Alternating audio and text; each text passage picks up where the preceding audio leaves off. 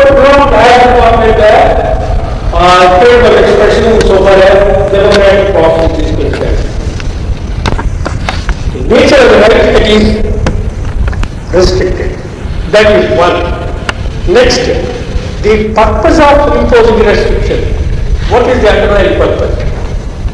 What is the purpose which the legislature has in view in imposing a restriction? The underlying purpose. The third,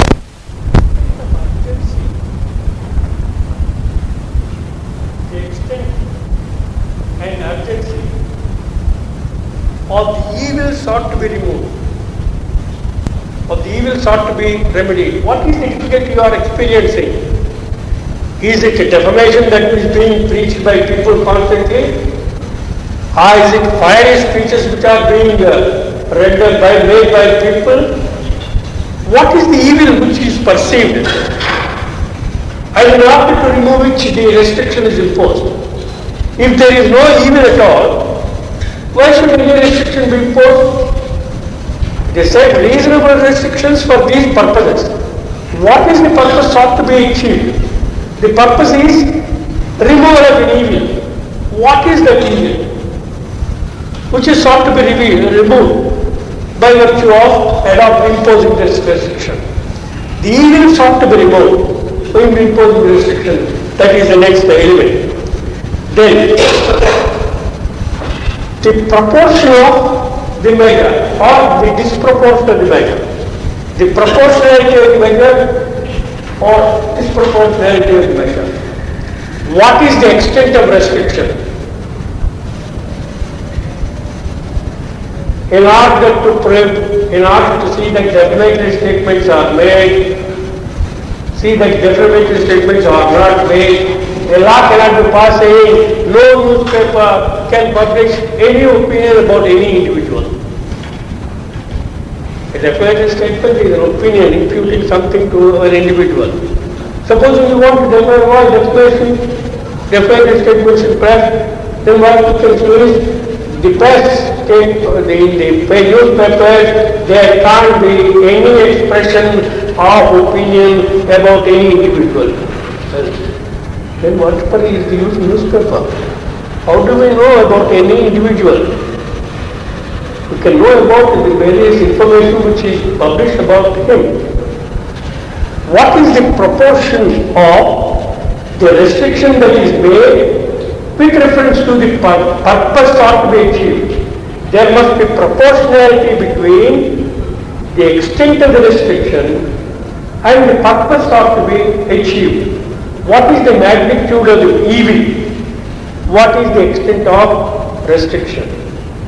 The extent of restriction must bear some relation to the magnitude of evil sought to be removed. If the evil is negligible, then you can't impose far-reaching restriction. You can impose only minor restriction. But if the evil is considerable, then proportionately you can impose far-reaching restriction. Now supposing a country is involved in war, the nation's safety is in danger. Now you are imposing a restriction on freedom of speech. Freedom of speech which you can tolerate in ordinary times may not be tolerable in conditions when there is a great danger faced by the country in the form of war. In those times, you can impose more far-reaching restrictions than in ordinary times. Now that is, say, the prevailing conditions, next condition which is mentioned by him is the prevailing conditions of the time. The prevailing conditions of the time. That is the next thing which must be taken into account. What are the conditions in the context of which you are imposing this restriction? And finally, the court must bear in mind that the legislature had some regard. They were aware of the law and they imposed the restriction. The elected representatives made their judgment in relation to the issue. Well, judgment must be respect, must be given some respect. But not respect to the extent of saying, well, the legislature said, then we keep quiet. If that is done, then the judicial review would disappear. The judiciary acts in a responsible manner by being aware of the fact that this was a policy adopted by the legislature. But the policy is subject to judicial review. The judicial examines. What is this restriction? Is the restriction proportionate or disproportionate? If it is proportionate, more or less, then legislative judgment would be respected. Legislature has chosen to impose it, that judgment is respected. Otherwise, no. It can be, the legislation may be, restriction may be struck down as unreasonable. So you would, I would presently, a little later, I will show you how the restrictions may be struck down, but probably it would aid you.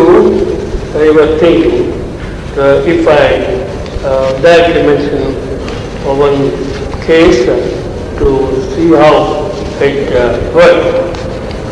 Now let us consider this case.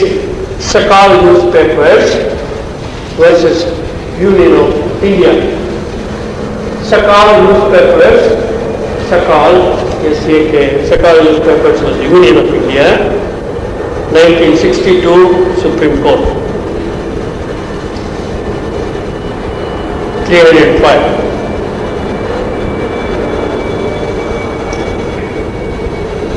Now there was the government passed an act called Newspaper Price Page Act.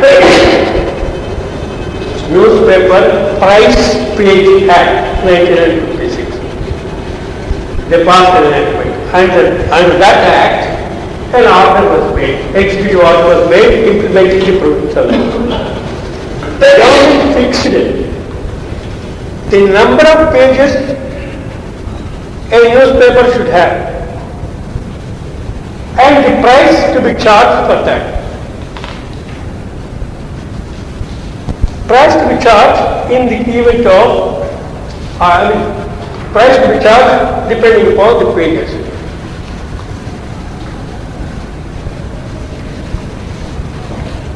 So the act classified the papers into small papers, medium papers, and large papers, well, depending upon circulation. And then I said, these must contain so many pages, and this is the price. So in newspaper industry, we find that sometimes some papers are maintained mostly by advertisements. The person who buys a newspaper would not pay the full price. They are advertisements which maintain the paper. Well, these advertisements take certain pages. So the price that is charged cannot be strictly related to the number of pages. Bigger newspapers which can obtain more advertisements can sell at a lower price because they are getting money from another place.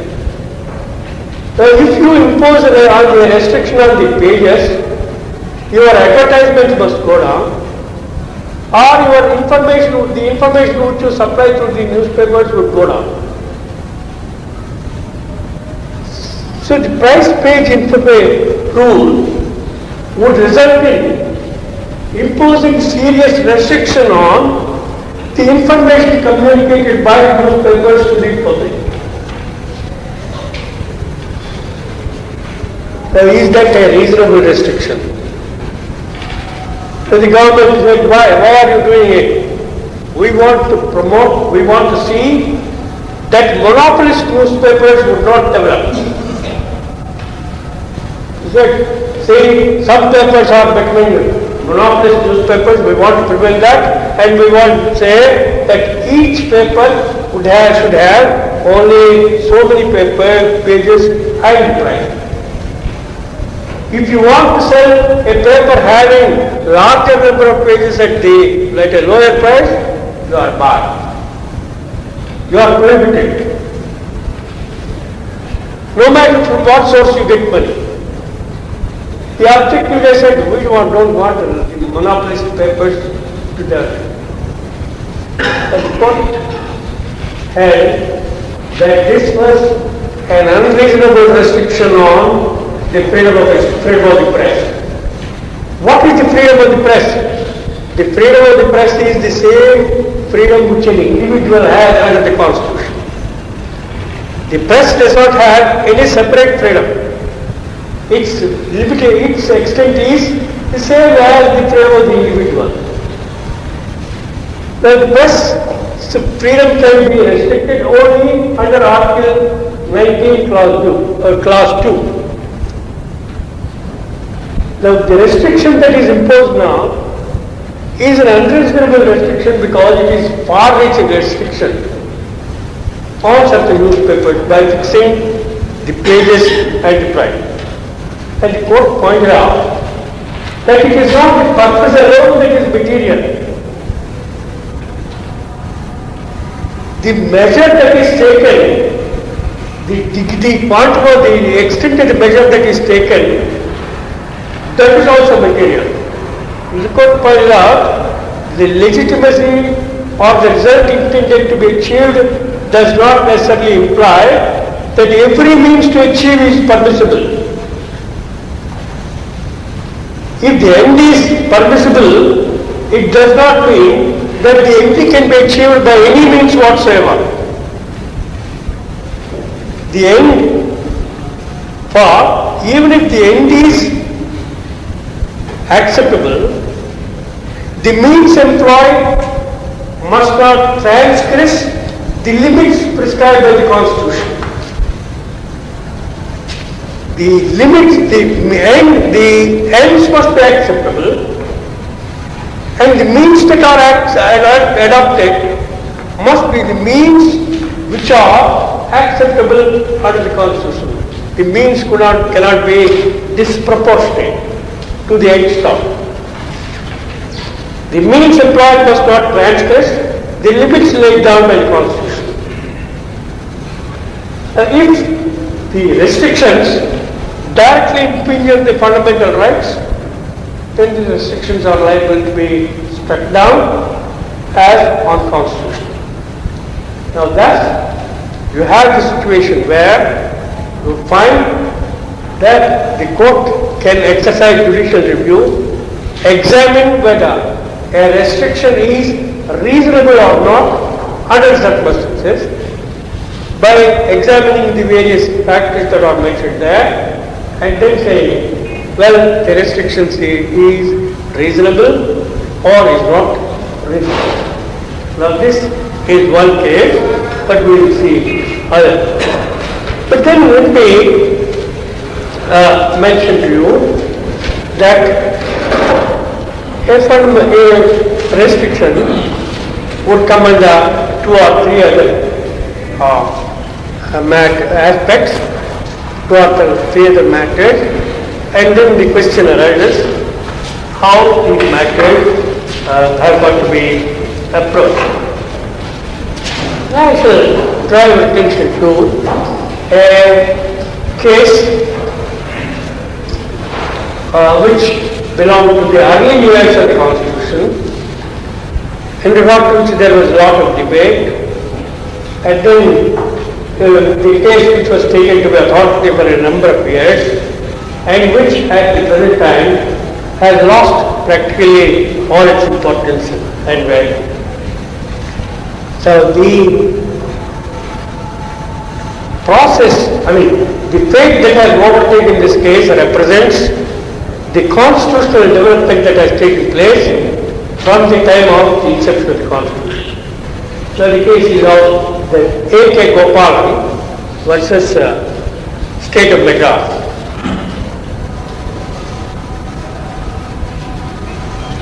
So it's a 1950 Supreme Court. A.K. Gopalan versus State of Madras. So here in that case, this A.K. Gopalan, a communist leader, you know, must be died, a very famous communist leader, he was detained under the Preventive Detention Act of 1950. He was detained under the Preventive Detention Act of 1950. Now the detention of A.K. Gopalan by the State of Madras was challenged on constitutional grounds. What were the constitutional grounds on which the detention was challenged? Now the first ground was there were conditions stipulated for detaining a person which are found in Article 22, and Article 22 was not strictly followed, and therefore the detention was bad. That was one argument advanced on behalf of A.K. Gopalan. Article 22 prescribes the conditions under which preventive detention could be effected, but they were not followed. That was the contention. The second contention was this.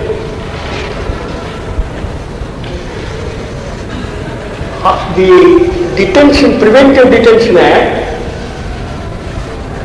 imposed unreasonable restrictions on the freedoms guaranteed under Article 19. Article 19, A to E, Clause A, Article 19, Clause 1, Subclause A to E, freedom of expression, freedom to assemble peacefully and without arms, and so on and so forth. This Preventive Detention Act had freedom to move throughout the country. The Preventive Detention Act imposed unreasonable restrictions upon the rights guaranteed in Article 19. Article 19 says you have freedom to move throughout the country, throughout India. Now, under the Preventive Detention Act, if certain conditions are there, the man can be kept in detention. Then how can he move about? The right to move about is unreasonably restricted by virtue of the Preventive Detention Act. This was the second contention. The third contention that was advanced on behalf of the dictator was this. Article 21 says, no person shall be deprived of his life or personal liberty except according to procedure established by law. No person shall be deprived of his life or personal liberty except according to procedure established by law. This is the provision contained in Article 21. Procedure established by law. Here the personal liberty of the detainee was taken away. He was kept in detention. His personal liberty was deprived. He was deprived of his personal liberty. But was procedure established by law followed? It was contended on behalf of the person that procedure established by law means what is meant in the United States as due process of law. In the United States Constitution, in the Fifth Amendment, there is the expression due process of law. Nobody shall be deprived of his life, liberty or property except in accordance with due process of law. And there is tremendous amount of development of the law in the United States giving meaning to due process of law. It was contended procedure established by law means the same thing as due process of law. That means it demands liberty can be taken away only if certain reasonable procedure is observed and certain reasonable cause is there. A reasonable cause exists and not otherwise. Now these were the three contentions put forward on behalf of the detainee. There were 6 judges who heard the case and they gave judgment, and the 6 judges gave 6 different judgments. But for the purpose of our understanding, we shall see the major trends in those among them. Now, Chief Justice Kanya, he was the Chief Justice, KANIA. Chief Justice Kanya he held that a detention cannot be questioned because the law under which a person is detained infringes the provisions of Article 19. According to Kanya and 2 other judges, Article 19 was different from Article 22. Article 19 provides for certain freedoms. Article 22 provides for preventive detention. Now the law passed here is not in relation to freedom of speech or freedom of movement or freedom to pursue any trade or any other thing. The law did not relate to any of the freedoms there. The law related to Article 22, preventive detention. So if the law satisfies the requirements of Article 22, one need not look at Article 19.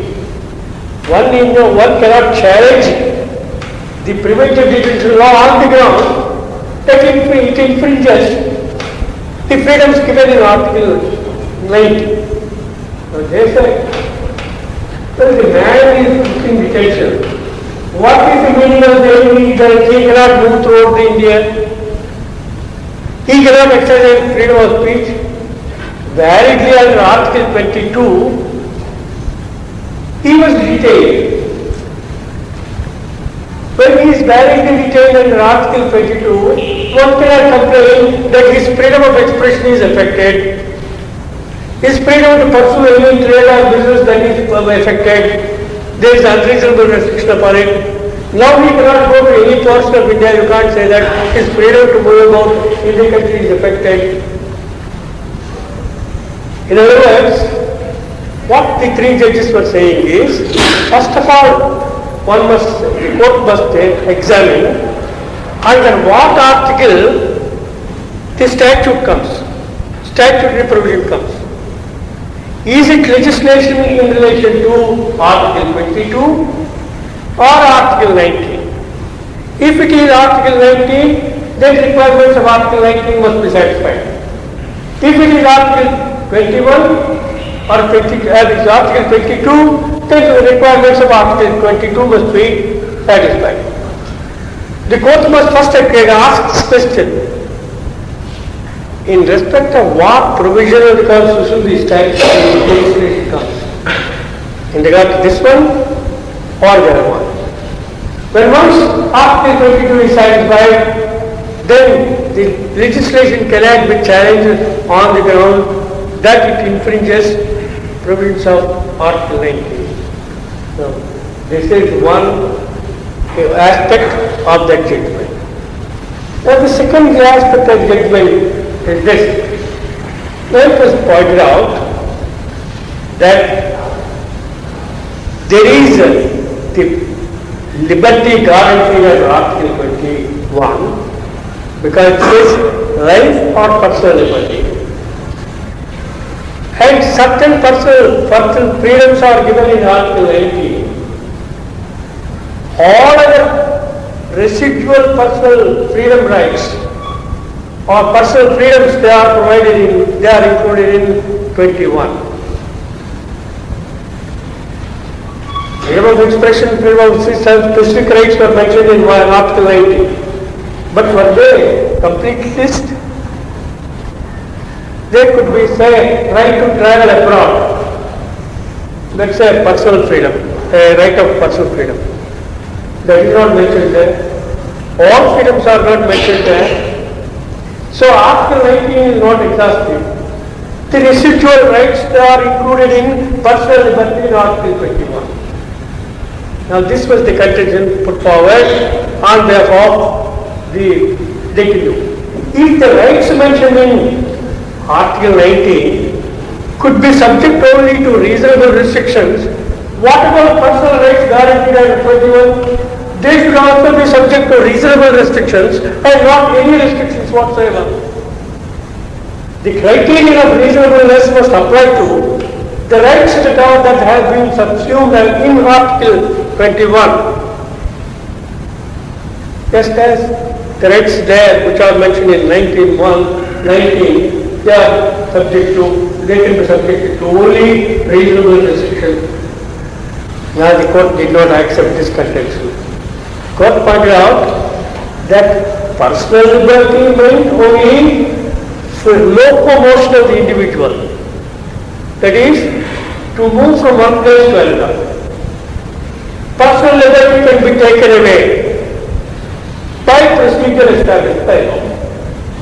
But this has nothing to do with the freedoms that are mentioned in Article 8. So personal liberty was given a very narrow meaning, not as narrow a meaning as it was desired on the behalf of the detainee.